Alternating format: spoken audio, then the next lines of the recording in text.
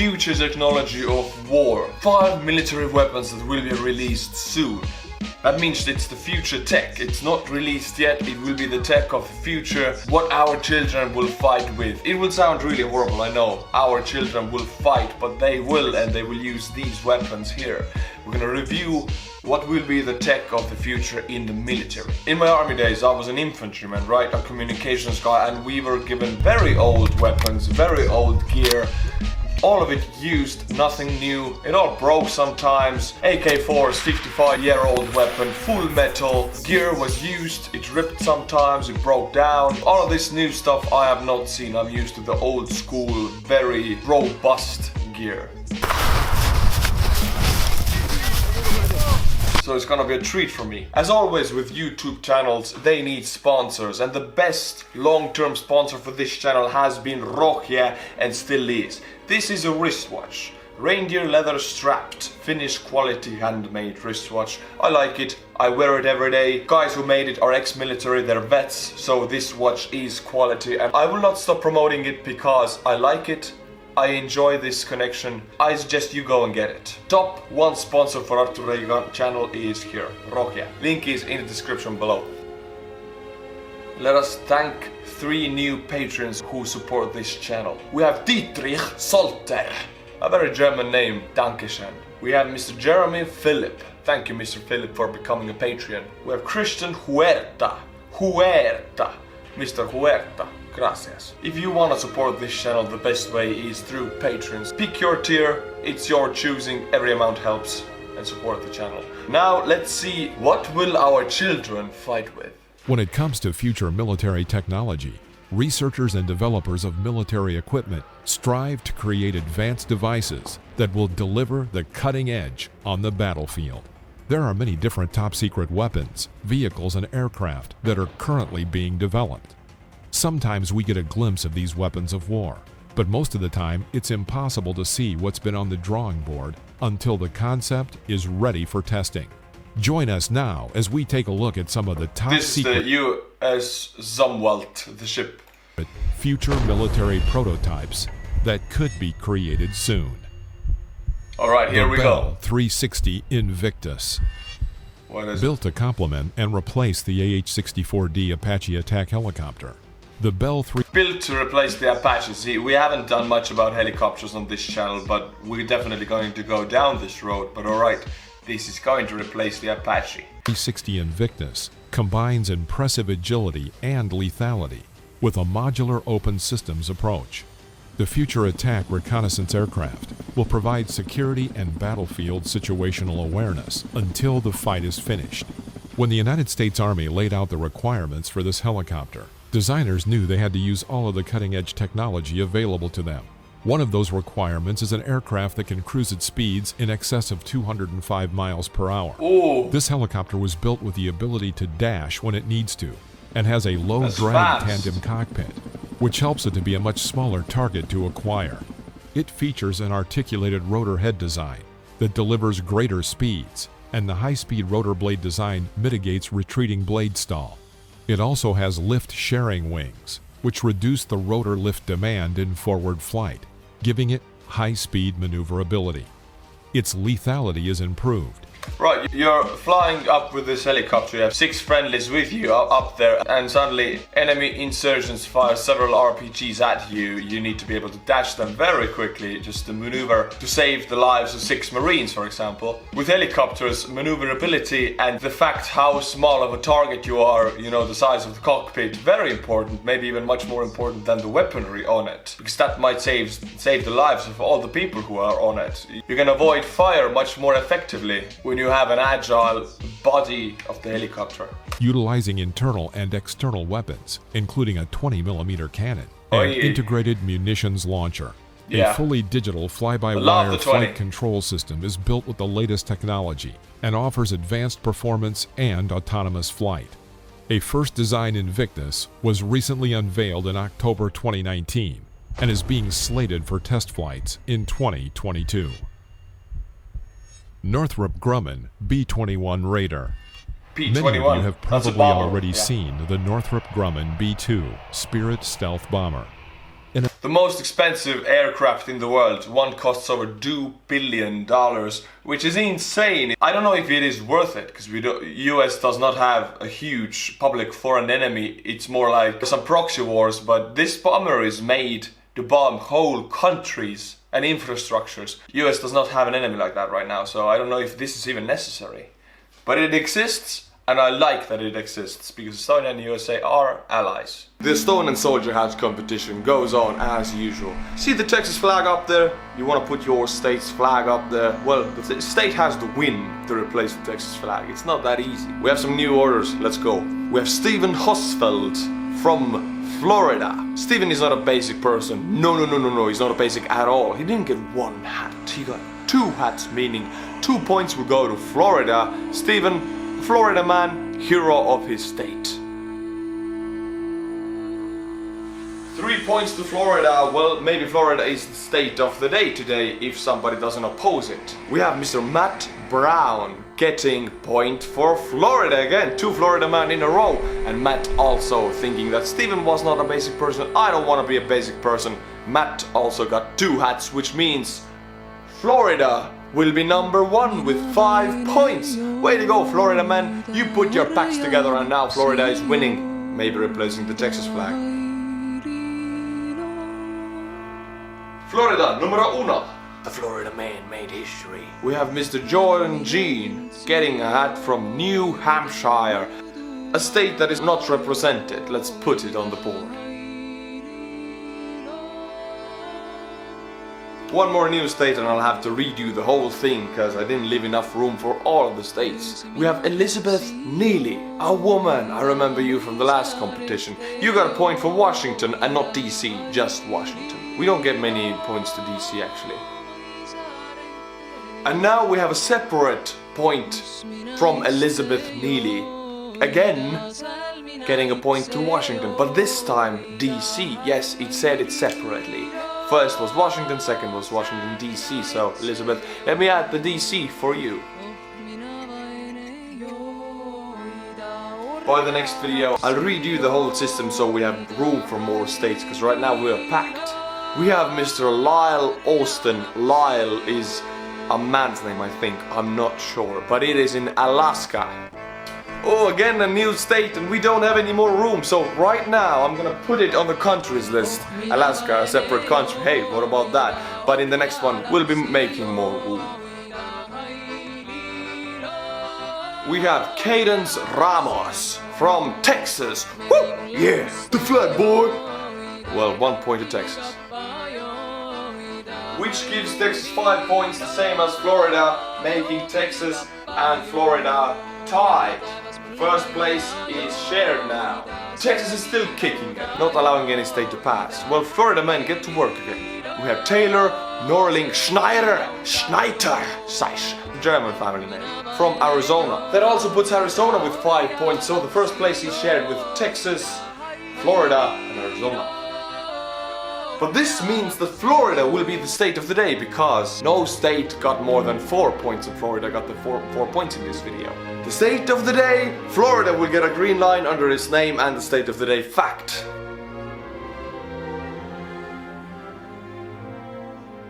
Only 3 states have been the state of the day, so it's a big honor. The state of the day fact about Florida is that the biggest city in USA, yes, the whole United States of America, is in Florida. By area, by ground size, the biggest city. It is Jacksonville, so congratulations to you if you live in Jacksonville. You live in the largest city of America by ground size. Get the hat, my friends, put your state's flag and replace the Texas flag. Or don't, they might win also. Back to the video. An American heavy strategic bomber that features low observable stealth technology, making it possible to penetrate dense anti-aircraft defense. While it might seem like a new aircraft with its highly futuristic stealth design, this aircraft was in production from 1987 to 2000 and was introduced on January 1st, 1997. And there are currently 20 of these flying wings in operation. Eventually, these aircraft will need to be replaced. So enter the Northrop Grumman B-21 Raider. So they're gonna replace the most expensive 20 planes in the world that have not seen that much of action.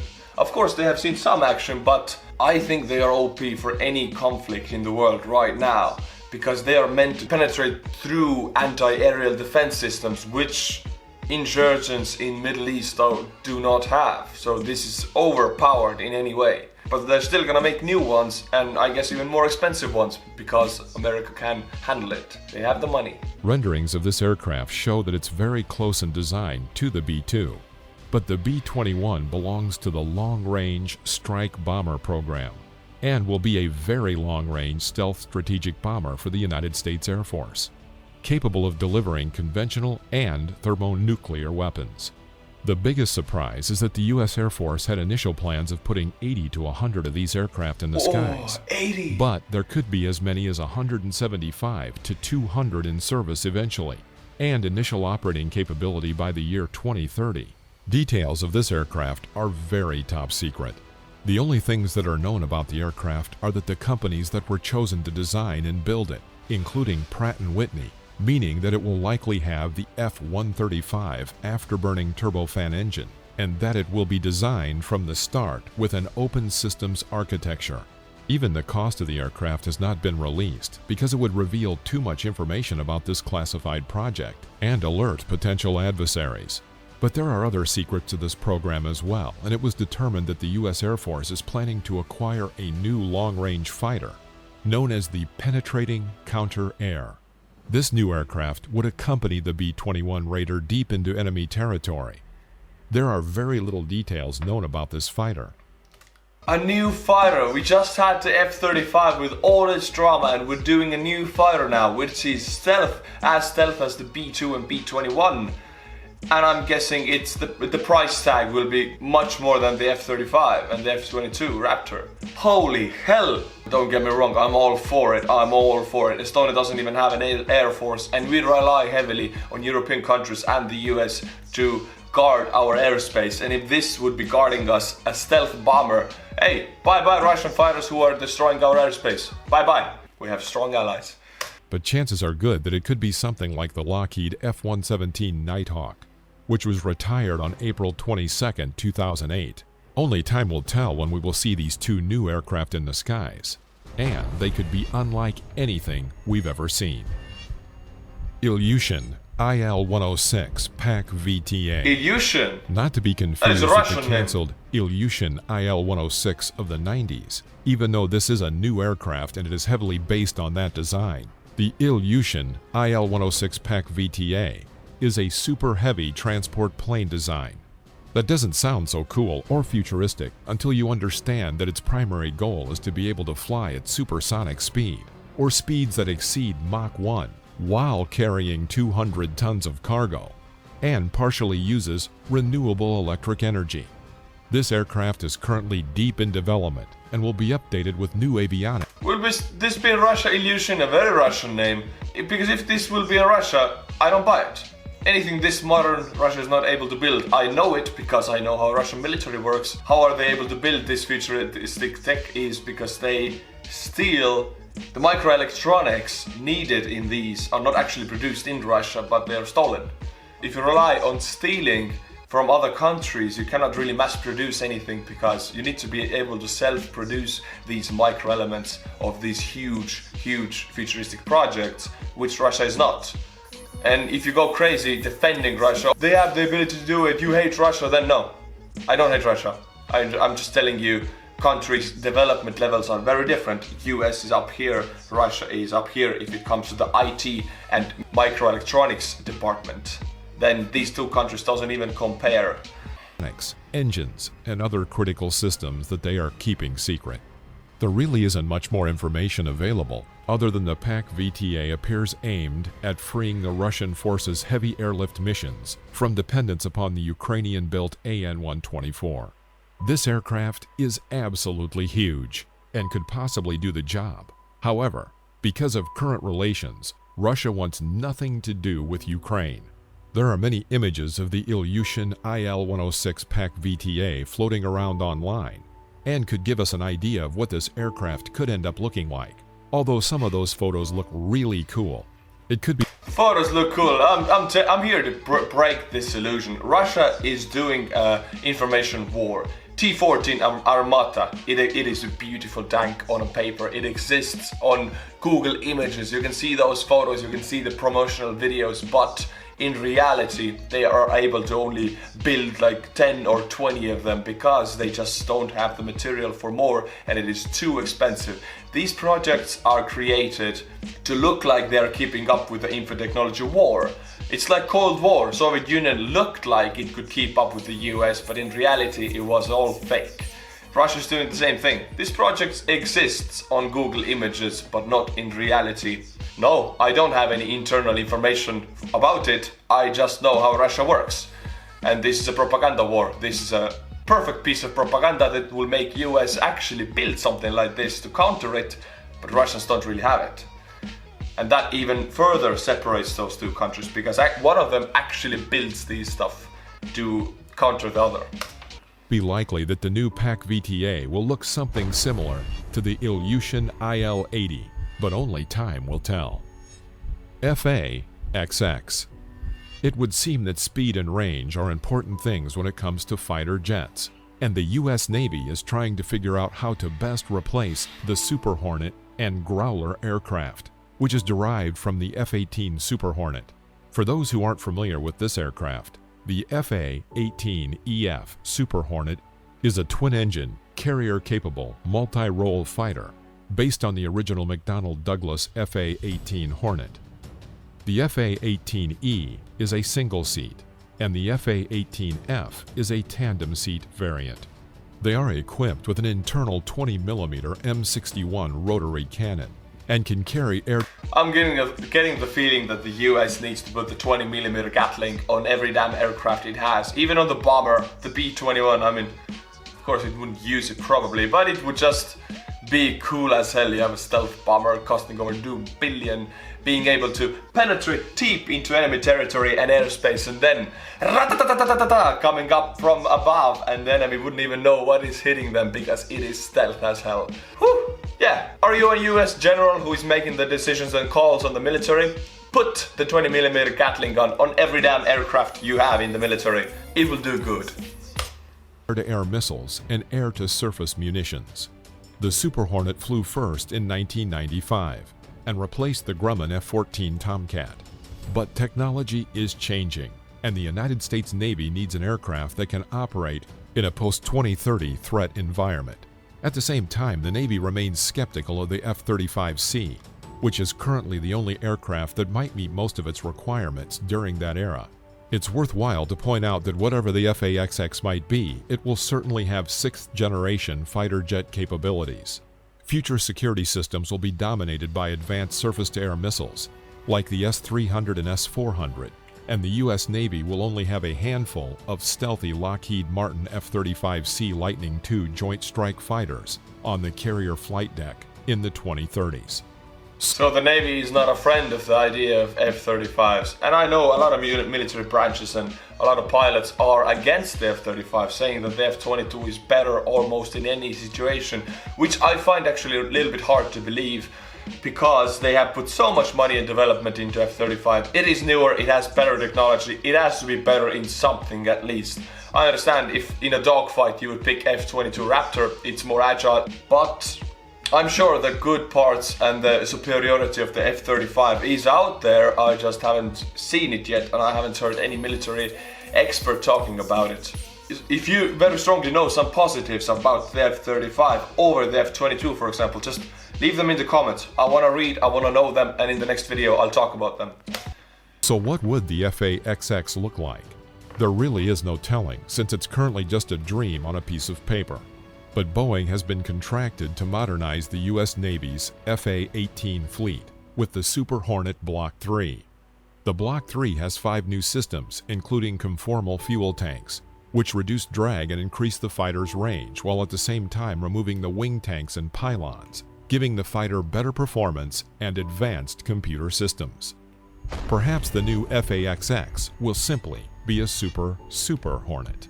Super Hornet. The GX-VT program. The Defense Advanced Research Projects Agency, DARPA, has introduced what is calling the Ground X vehicle technologies, which aims to improve mobility, survivability, safety, and the effectiveness of future combat vehicles without having to pack on a lot of armor. In this program, several Phase 2 contract awardees recently demonstrated advances in a variety of groundbreaking technologies. One of those technologies was buttoning up the cockpit and using augmented virtual reality to pilot the vehicle. Augmenting natural experience fuses data from multiple vehicle-mounted video cameras to create a real-time 3D model of the vehicle and its nearby surroundings. In a final phase of a demonstration, drivers and commanders in a windowless recreational vehicle successfully switched among multiple virtual perspectives to accurately maneuver the vehicle and detect targets of interest during both low and high-speed travel.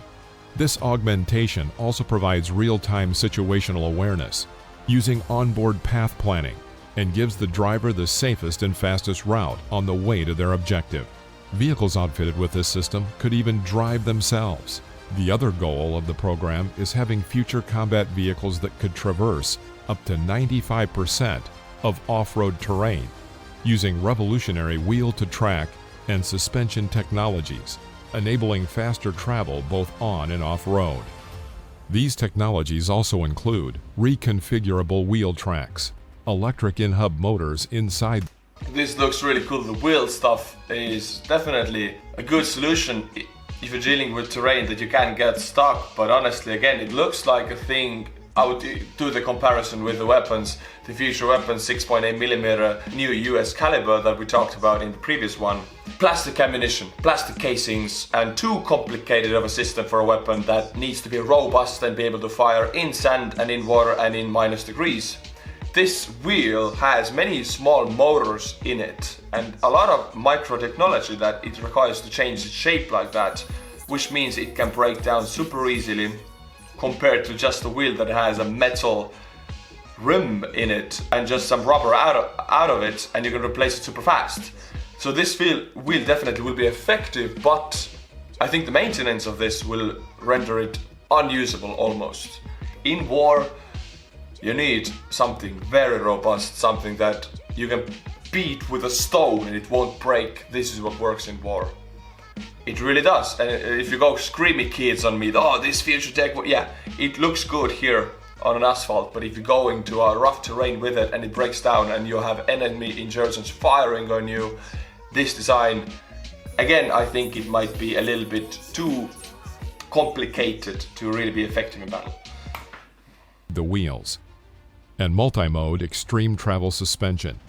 DARPA says that it's excited with the program's results so far, and it will be interesting to see what vehicles they come up with.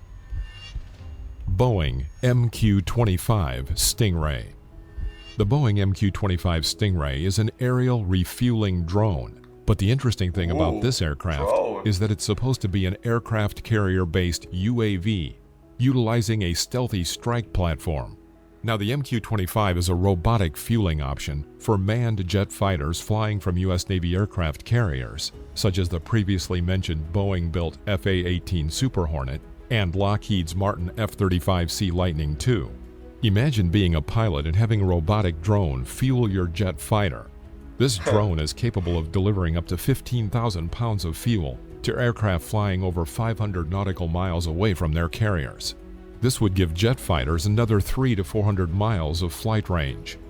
Beyond their fuel delivery capabilities, very important, because if we watch the Battle of Coral Sea or Midway, there was a lot of problems with refueling the planes and timing the refuelment to be able to shoot back and fight back at the right time, because refueling takes time.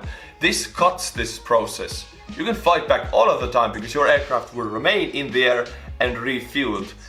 Genius, I love it. MQ-25s are rumored to have a secondary intelligence, surveillance, and a reconnaissance role, and also carry radar from maritime operations in support of the main fleet. The first drone, called the T-1, took its first flight in September of 2019, and it will be the model aircraft to the $805 million project. However, the U.S. Navy expects to acquire as many as 72 aircraft at an estimated cost of $13 billion. With the induction of the Stingray into its ranks, The United States Navy plans to retain its deep inventory of FA-18 Super Hornets and the newly arriving F-35 Lightning IIs for strike roles, and no longer rely on manned aerial tankers. Very cool, exactly what I was expecting from this future tech video. Again, if you go screaming kids on me thinking I hate Russia, a lot of comments say that. No, I do not.